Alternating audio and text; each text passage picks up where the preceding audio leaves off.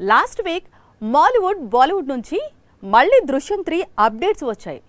ఎప్పుడు shooting start చేసేది, ఎప్పుడు రిలీజ్ చేసేది కూడా వారే చెప్పేశారు. కానీ టాలీవుడ్ నుంచి ఇప్పటికే సైలెన్స్ మెయింటైన్ అవుతోంది. ఇంతకీ తెలుగులో దృశ్యంకు క్లైమాక్స్ ఉంటుందా? మాలీవుడ్ లోను బాలీవుడ్ లోను మళ్లీ దృశ్యం హంగామా మొదలైంది. వచ్చే ఏడాది అక్టోబర్ లో దృశ్యం 3 రిలీజ్ చేస్తారట మోహన్ లాల్, అజయ్ దేవ్గన్. అందుకు సంబంధించిన స్క్రిప్ట్ వర్క్ ఆల్రెడీ కంప్లీట్ అయ్యింది.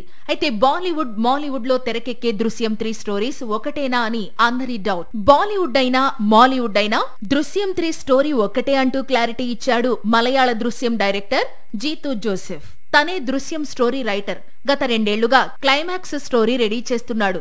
ఇటీవలే స్టోరీ లాక్ అయింది. అందుకే అనౌన్స్మెంట్ బయటికి వచ్చింది. అక్టోబర్ నుంచి బాలీవుడ్ మాలీవుడ్ దృశ్యం 3 ప్రాజెక్ట్స్ సెట్స్ పైకి వెళుతున్నాయి. మరి టాలీవుడ్ సంగతి అంటే వెంకటేష్ కూడా దృశ్యం 3 లో నటిస్తాడని జీతు కన్ఫర్మ్ చేశాడు. తెలుగు, హిందీ, మలయాళం దృశ్యం 3 వెర్షన్స్ ఒకేసారి ప్రేక్షకుల ముందుకు వచ్చేలా సినిమాల షూటింగ్స్ ను ప్లాన్ చేశారట.